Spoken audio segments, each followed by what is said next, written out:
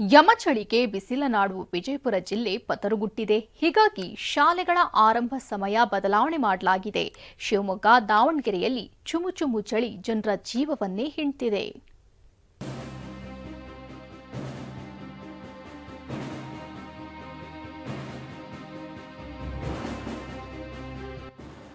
ತಲೆಗೆ monkey cap, ಕೈಗೆ gloves, ಗಡಗಡ ನಡುಗುತ್ತಾ ಶಾಲೆಗೆ ಹೊರಟ ಮಕ್ಕಳು, ಬೆಂಕಿ ಕಾಯ್ತಿರೋ ಯುವಕರು, ಇದೆಲ್ಲ ಯಮಚಳಿ ಸೃಷ್ಟಿಸಿರೋ ಅವಾಂತರಗಳು.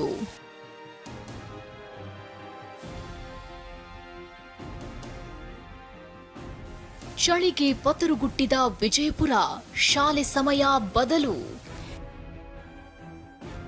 ಡಿಸಿ ಆದೇಶ ಪಾಲಿಸದ ಖಾಸಗಿ ಶಾಲೆಗಳು, ಪೋಷಕರ ಆಕ್ರೋಶ. ಗೋಮಟನಗರಿ ವಿಜಯಪುರ ಜಿಲ್ಲೆ ಚಳಿಗೆ ಥಂಡ ಹೊಡೆದಿದೆ.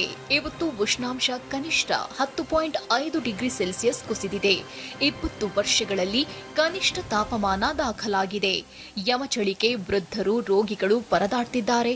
ಮಕ್ಕಳ ಆರೋಗ್ಯದ ಮೇಲೂ ದುಷ್ಪರಿಣಾಮ ಬೀರಿದೆ. ಇದರಿಂದ ಶಾಲೆಗಳ ಆರಂಭದ ಸಮಯ ಬದಲಿಸುವಂತೆ ಪೋಷಕರು ಒತ್ತಾಯಿಸಿದ್ರು. ಎಚ್ಚೆತ್ತ ಜಿಲ್ಲಾಡಳಿತ ಡಿಸೆಂಬರ್ 20ರಂದೇ ಎಲ್ಲಾ ಸರ್ಕಾರಿ, ಅನುದಾನಿತ ಖಾಸಗಿ ಶಾಲೆಗಳು ಬೆಳಗ್ಗೆ 10ಕ್ಕೆ ಆರಂಭ ಆಗಬೇಕೆಂದು ಆಜ್ಞೆ ಮಾಡಿದೆ. ಈಗ ಗಂಟ್ಲು ಬ್ಯಾನಿ, ನೆಗಡಿ, ಈಗ ದೊಡ್ಡವರಿಗೂ ಬರ್ಲಿಕ್ಕೆ ಮಕ್ಕಳಿಗಂತೂ ಸಹಜ ಬಂದೇ ಬರುತ್ತದೆ. ಅದು 8ವರೆಗೆ ಅಂದರೆ 7ವರೆಗೆ ಹೇಳ್ಬೇಕಾಗ್ತದೆ. ಮಕ್ಕಳು 7ವರೆಗೆ ಹೇಳ್ಬೇಕಾದ್ರೆ ಚಳಿ ಇರ್ತದೆ. ಚಳಿ ಆದರೆ ಮಕ್ಕಳಿಗೆ ಅವ್ರು ನಿದ್ದೆ ಆಗಿರೋಂಗಿಲ್ಲ. ಆಗಬೇಕು, ಅದು ಆಗಬೇಕು.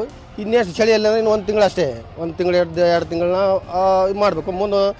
ಆದರೆ ಅನುದಾನಿತ ಹಾಗೂ ಖಾಸಗಿ ಶಾಲೆಗಳು ಜಿಲ್ಲಾಧಿಕಾರಿಗಳ ಆದೇಶ ಪಾಲನೆ ಮಾಡ್ತಿಲ್ಲ ಅಂತ ಪೋಷಕರು ಆಕ್ರೋಶ ವ್ಯಕ್ತಪಡಿಸಿದ್ರು. ಎಲ್ಲ ಶಾಲೆಗಳಿಗೆ ಸ್ಕೂಲ್ ಟೈಮಿಂಗ್ ಚೇಂಜ್ ಮಾಡಿದ್ದೀವಿ ಅಂತ ಆದೇಶ ಹೊರಡಿಸಿದ್ದೀವಿ ಅಂತ ಹೇಳಿದ್ದಾರೆ. ಅದು ಕೇವಲ ಜಿಲ್ಲಾಧಿಕಾರಿಗಳು ಹೇಳಿದ್ದಾರೆ. ಆದರೆ ಅದು ಕೇವಲ ನಾವು ಪಾಲಕರಾಗಲಿ ಜನಸಾಮಾನ್ಯರು ಪತ್ರಿಕೆಯಲ್ಲಿ ನೋಡಿದ್ದೇವೆ, ಅದು ನಿಜವಾಗಿ ಕಾರ್ಯರೂಪಕ್ಕೆ ಬಂದಿಲ್ಲ. ಈಗ ಸಾಕಷ್ಟು ಶಾಲೆಗಳಲ್ಲಿ ಇನ್ನೂ ಬೆಳಗ್ಗೆನೇ ಸ್ಕೂಲು ನಡೀತಾ ಇದ್ದಾವೆ. ಮಲೆನಾಡ ಹೆಬ್ಬಾಗಿಲು ಶಿವಮೊಗ್ಗದಲ್ಲೂ ಚಳಿ ದಿನೇ ದಿನೇ ಜಾಸ್ತಿಯಾಗ್ತಿದೆ. ಉಷ್ಣಾಂಶ ಕನಿಷ್ಠ 14 ಡಿಗ್ರಿ ಸೆಲ್ಸಿಯಸ್ಗೆ ಕುಸಿದಿತ್ತು. ಇಬ್ಬನಿ ಜತೆ ಚಳಿಗೆ ಜನರು ಗಡಗಡ ಅಂತ ನಡುಗ್ತಿದ್ದಾರೆ.